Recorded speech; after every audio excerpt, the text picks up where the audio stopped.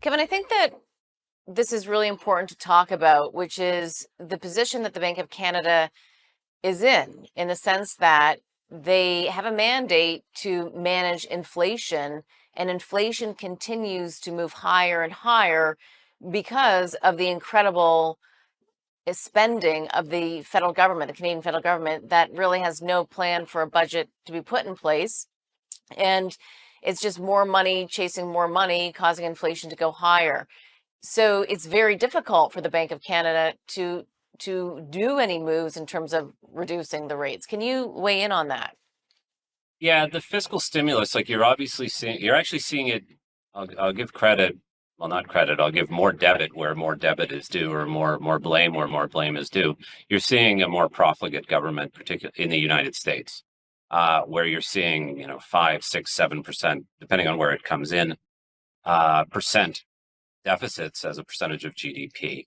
Here in Canada, but what you are seeing is that that deficit is contributing to growth, and it principally goes into consumption.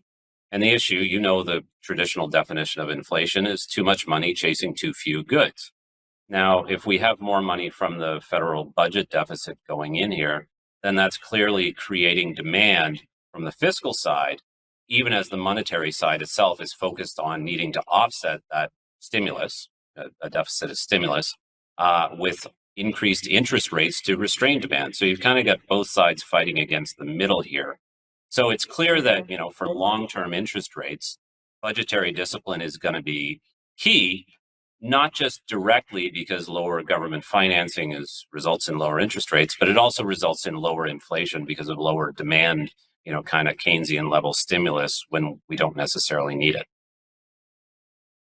And what's interesting as well is when you think about the amount of government debt, $1.3 trillion, the interest payments that are due on that is basically what GST takes in a year. So in other words, all the good taxes that you pay for services like healthcare, infrastructure, schools, that money, the GST tax money, doesn't get put to work in those areas to help all Canadians. I'm going down a different path, but I think it's just really important to Mhm. understand how this fiscal stimulus is really playing out. It felt good earlier, but it is like drinking the Kool-Aid. At some point you have to stop. There is a sugar high, and we're really at that point right now. There absolutely is a fiscal limitation on what you can do here, where look, if you spend, anybody who borrows or anybody who, had friends in university that got a credit card and ran it up in the first 2 months thinking they had money to spend, you certainly feel that high of, if you spend $100 billion, then you'll get credit for spending $100 billion.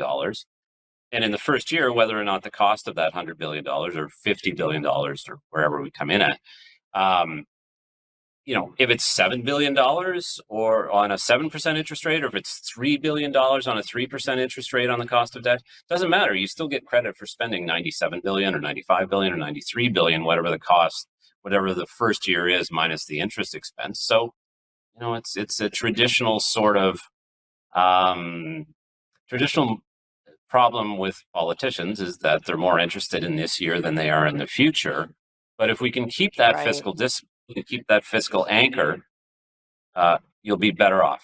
What it does So argue to me is that we only have so much space to allow interest rates to rise, and we do think they're going to come down over the next year from pressures on government and consumer. They just can't stay this high on either side.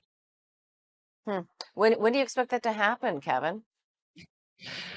I'm probably a little more, it's probably quicker, and certainly probably by the end of the first quarter. We're not even talking about the risk of a hike. We should be cutting within the first half when I roll through some of the numbers. And some of the work Hmm. that we've done is markets get the direction of which way interest rates are going to go. Even in 2021, you would say, well, it has to go higher. Couldn't go lower. But they tend to underestimate the magnitude, both of how big the hike has to be to reduce inflation, or how big the cut has to be to stimulate the economy. Historically speaking, markets are efficient, but they're not necessarily perfect predictors. And so right now, I'd say that, yeah, you'll see the cuts in the first half. And then if we think the damage to the Canadian consumer if it turns out to be as acute as we think it could be, it could be much deeper than what the markets are currently pricing in. But you do seem, we only have 10 seconds left in this segment, but you do seem to believe that we'll have a soft landing in Canada?